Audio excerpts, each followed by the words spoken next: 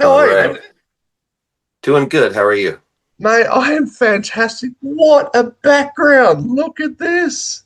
This is Yes. so cool. So you and I, we have spoken once before. I don't expect you to remember, but one of the things we talked about was the kind of things that you grew up listening to. Like you're growing up watching cartoons and stuff. And so now you've got your Still, hit at still G.I. growing, still Joe. growing up watching cartoons.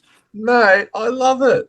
That makes me so happy. And I was talking to my friend who is a big fan of yours. The first time I saw you was with her, and I was like, you know what? I wonder if he's going to have his massive bug eye sunnies on when the Zoom comes up. And they're different sunnies, but still, you're still looking very Wednesday this morning, even Thank on you. Thank you. Saturday. Thank you. Thank you. Thank you. So, my dude, I'm speaking to you because you are about to come to my lovely country again. And it's on Hmm. the back of your amazingly titled new album, Mid Death Crisis. How would you describe the process of sculpting this monster? Uh, it was fun. Every time I make a record, I try to make it easy. Nobody wants to make something that seems like a job, and so every record is a goal to try to make it easy and fun. And usually, I fail, and it's not fun. But this record, I achieved it. I had a great time recording it. I did everything within my comfort zone. I recorded right down the street from my house, as opposed to recording it at my house. I was able to leave it somewhere instead of being surrounded by it constantly, which I found to be a better thing. And I don't know. I just after all these years, I think I finally understand and what I do and what my fans want. And so to make this record, I kind of went in with a good recipe in mind to make it good for the fans and good for me. And I think I succeeded. Oh, beautiful, man. So, look, honestly, I've mentioned that I love the title. On a scale of 1 to 10, how pleased with yourself were you when you came up with the phrase mid death crisis? Uh, it wasn't me that came up with the title this time. Really? My drummer, Mike, was walking by one day in the dressing room, and he was hearing me complain about getting old or something, and I was on one of my rants, and he just popped in and said, "Sounds like you're going through a mid-death crisis." And I laughed and went, "That's a great song title or an album title," and it just kind of stuck. And I wrote it down and memorized it, and when it came time to make a record title, I mean, it just won over everything I had wrote down. So that was it was just a funny situation the way that title came out, and it fit. It fits this record. It fits where I am in life. I'll be 50 next year, and I am going through a mid-death crisis. It feels like. It's funny you're mentioning how, like, cr- the process of an album and trying to make it as easy as possible. And I realized you can't see it, but I'm kind of wearing an ironic shirt because I'm wearing my Deftones Mhm. self-titled shirt, which is legendarily one of the most expensive albums of all time because it was so difficult for them to make. And it's why they barely play any songs from it because it was a shit part time in their life. So I'm glad Yeah. you did that. I mean, that's the thing. You can make a record good and bad for it. There could be a record that some fans love, but an artist just remembers the hell it was making it. And they're just like, man, I've got a couple records in my catalog that I like the music a lot, but when I think about the recording process, it makes me frown on the record a little bit. It's hard to get into it. It takes me a couple of years to get into it. Like one of my more recent records, Horrifier, the one that came out right out of COVID. I Mhm. like the record, but it reminds me of COVID, so I cannot really get into it. Some years need to pass before I can get into that record.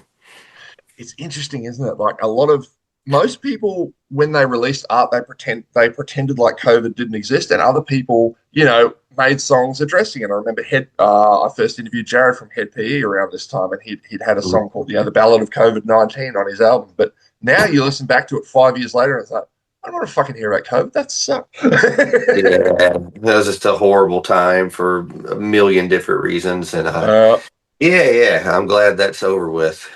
Till the Now, till mate. the next one. Oh yeah, yeah. Till the next one, indeed. Mate, I went to, I was going through your social media and I saw that you posted an old photo of Joey Jordanson back when you had to put a little sensor bar over his eyes. This is before, Hmm. when we're all keeping it secret as to what they look like. God, that feels like Hmm. a million years ago, doesn't it? Um, Mate, he's been gone for a while. How often do you find Joey pops up in your thoughts? Every day, Yeah. even if I, let's say I don't think about it.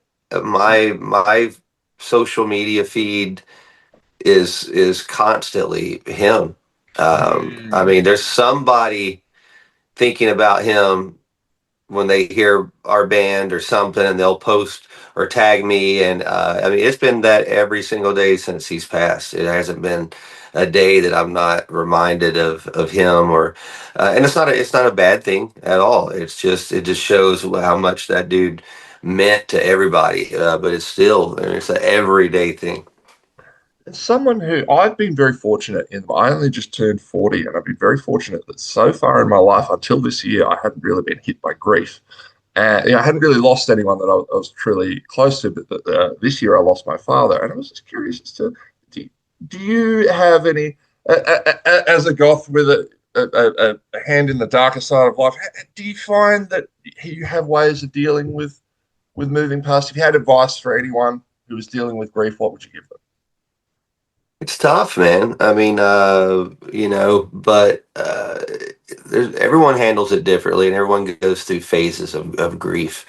With a musician or someone like Joey, for example, you can always play the music that he made and feel like he's still there, or a connection. That's the one thing with musicians and actors and things. You can always go back and celebrate their work. And then when people like your relatives and your brothers and things like that, and you're going back and you're looking in your photo albums, and it I don't think it gets easier. I think in life, when these people pass, you have to keep living life for them. And for me, losing Joey, losing my mom, both back to back, was something I still haven't recovered from. So I don't know that I ever will. But uh, there's dark periods but at the end of the day, you got to keep living life for these people that aren't here. I think that's how I do it. Like I said, I'm reminded of Joey every day. I think about my mom every day. But music has always been that outlet for me to get out my feelings and thoughts. And if I didn't have that, I don't know what I would do. Well, it's funny, speaking of daily reminders, this is my father's watch. I literally threw it off him Well, the day he passed. I've been wearing it ever since. It's nice to look at something and just, yeah, you think of good things and sad things, but ultimately good things. It's nice, eh? right. Yeah. So, mate, as someone who grew up in Tasmania, I it's pretty special to me that you are touring with a fellow Tasmanian, Kim Hmm. Dracula. How did you first come into contact with them? Um, I heard the name. I'm not even sure how long ago it was. Not to date him, or I don't know how long his history where it starts. Just But it felt sorry, like it. I'll just so they don't get upset. I believe Kim uses they them pronouns just for the sake of the interview. Sorry, Yeah. go ahead. So yeah, I know Um, it's weird for me too, but I'm trying to be a considerate guy. yeah. But I think I heard the name 2 years ago, and watched the videos. The videos were crazy. They were over the top, and it was something that was different. And but the agents put it together. I didn't come up with the idea, but when it was offered to us, I thought it was a cool match, and I'm sure some of his audience is not aware of us, vice versa, and I'm always out to reach a new audience. So we thought this was a cool match, and here we are. Love it. So, um, in throughout the career, Wednesday 13, Murderdolls, all this good stuff. Have you had come across any surprising fans? Have you ever had someone reach out and you're just like, holy crap, you know who I am? Yeah, there's a lot of people. I mean, like I said, Joey. opened a lot of eyes on the Murderdolls band, and which gave me a career, and I was able to do my own stuff after that. But there's people all the time, that I hear about, that, there's actors and famous chefs that like the music. And but yeah, I'm surprised all the time I run into people. I can't think of anyone right off right now, but literally there's tons of people that have heard the music over the years. Yeah. My first exposure to you guys, other than obviously the Dead in Hollywood video, was it was footage of you guys performing at the Big Day Out, and the Mhm. riff of Twist My Sister absolutely grabbed me by the balls. Like, this is awesome. So yes, That was a good time. That was a really special time. My first time in Australia, and it was just a good vibe. yeah. Though I feel a great swell of pity for any concert photographers who are trying to photo. I believe it was your bass player had smashed mirror pieces all all over his face. Probably, And probably. um, mate, how so? Wednesday 30 is obviously very big with, and Murderdolls very big with goth culture throughout the world. I was just curious, as someone who has seen all the different, pale faces throughout the world, what have you noticed between the differences of goth culture between countries? No, I mean, there's every country's got a different vibe and a different audience. I mean, Australia's always had a energetic, rowdy audience, and you can go to some places like Belgium where there's a big audience, but they're not the energetic kind of audience. The way it not is, it's just a different thing. But the most common thing is that when you see people of this culture and people with black hair and makeup, and a lot of people instantly think these people are evil, or just because of what they're into. And but these people are some of the nicest, loyal, just good good people. And when I come to town, I unite all those people. It's a really cool feeling. But I think the one thing I see the most is this: there's just it's everywhere. There's an army of darkness in every country, everywhere we go. And when my band comes to town, they have a safe place. Mm, And that's why I think I'm able to do what I do, because I provide a safe place for these people, and it becomes a safe place for me as well. yeah. And it's funny you saying that. I remember now the quote we used for the last time we spoke, and it was like the goths follow us or something like that. It was like, Yeah, yeah. yeah. There's not a lot of us, so we unite, and it's a family. On the subject of appearance and clothing and stuff, it had me thinking about like when someone says your name to me these days, I think of two things. I think the lip piercing and the big glasses. And it made me think about self-image. Like, how have you noticed how you present yourself evolving throughout your life? Because I mean, I noticed that the way I dress these days, I didn't really come into my own sense of style until my mid 30s.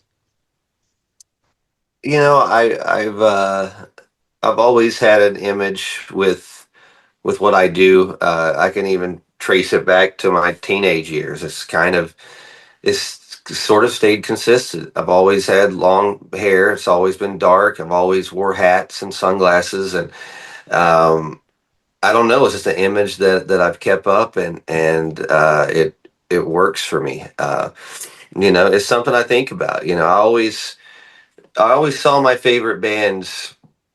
They always look like rock stars 24/7.